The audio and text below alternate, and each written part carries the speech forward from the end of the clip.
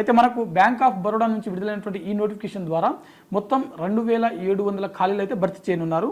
దీనికి సంబంధించినటువంటి education qualification చూసినట్లయితే ఏదైనా డిగ్రీ పాస్ అయినటువంటి అభ్యర్థులు ఎవరైతే ఉన్నారో వారందరూ కూడా ఈ పోస్టులకు దరఖాస్తు చేసుకోవచ్చు.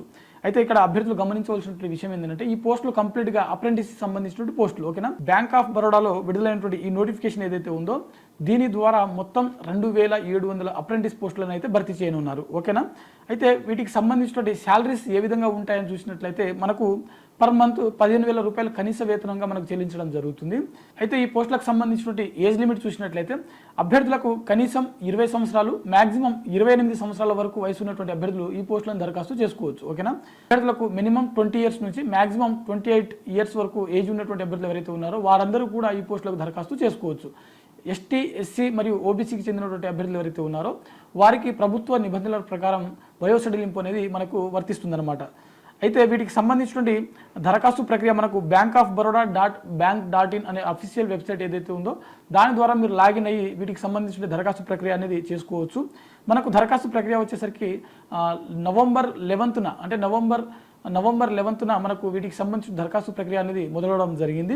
డిసెంబర్ 1న వీటికి సంబంధించిన దరఖాస్తు ప్రక్రియ ముగియడం జరుగుతుంది. ఓకేనా, ఈ టర్మ్ వచ్చేసరికి మనకు అంటే అప్రెంటిస్ సంబంధించిన టర్మ్ వచ్చేసరికి మనకు 1 ఇయర్ అనేది ఉంటుందన్నమాట. ఓకేనా, 1 ఇయర్ పాటు ఈ అప్రెంటిస్షిప్ పోస్టులు అనేది మనకు ఉంటాయని చెప్పి ఇక్కడ మెన్షన్ చేయడం జరిగింది. మరి ఖాళీలు చూసినట్లయితే మనకు మొత్తం 2700 అని చెప్పుకున్నాం కదా. ఇందులో మనకు ఆంధ్రప్రదేశ్లో మనకు 38 ఖాళీలు అయితే ఉన్నాయి ఓవరాల్గా ఆంధ్రప్రదేశ్ స్టేట్లో. తెలంగాణ స్టేట్లో వచ్చేసరికి మనకు 154 ఖాళీలు అయితే మనకు తెలంగాణ స్టేట్లో ఉన్నాయి. వేరే వేరే స్టేట్లో మనకు ఇంకా చాలా పోస్టులు ఉన్నాయి. హైయెస్ట్గా మనకు కర్ణాటక పోస్టులు అంటే కర్ణాటక స్టేట్లో మనకు 440 ఉన్నాయి. ఆ తర్వాత మనకు గుజరాత్లో 400, అదేవిధంగా మనకు ఉత్తరప్రదేశ్లో దాదాపుగా 307, అదేవిధంగా మనకు మహారాష్ట్రలో 297. సో ఈ పోస్టులు అయితే ఉన్నాయి. మనం లోకల్ స్టేట్లో అప్లై చేసుకుంటాం కాబట్టి తెలంగాణలో 154, ఆంధ్రప్రదేశ్లో మనకు 38 ఖాళీలు అయితే ఇక్కడ మెన్షన్ చేయడం జరిగింది.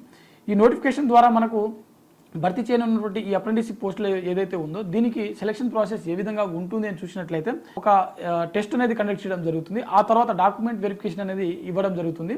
ఈ డాక్యుమెంట్ వెరిఫికేషన్లో మీ యొక్క సర్టిఫికేట్స్ అన్నీ కూడా లోకల్ స్టేట్లో అంటే లోకల్ లాంగ్వేజ్లో మీరు చదివినట్లుగా ఉండాల్సి ఉంటుంది. అంటే కనీసం ఒక ఫర్ ఎగ్జాంపుల్ తెలంగాణ, ఏపీ అయితే అభ్యర్థులు ఎవరైతే ఉన్నారో తెలుగు భాషలో ఖచ్చితంగా మీకు ప్రావీణ్యం ఉండాల్సి ఉంటుందన్నమాట. ఓకేనా, సో ఏదైనా 10th క్లాస్ వరకు కావచ్చు, లేకపోతే ఇంటర్మీడియట్లో కావచ్చు, లేకపోతే డిగ్రీలో కావచ్చు, అట్లీస్ట్ 10th వరకు అయినా సరే మీరు తెలుగులో ఖచ్చితంగా చదివి ఉన్నట్లయితే ఖచ్చితంగా మీకు ఈ పోస్టులకు దరఖాస్తు చేసుకోవడానికి ఎలిజిబుల్.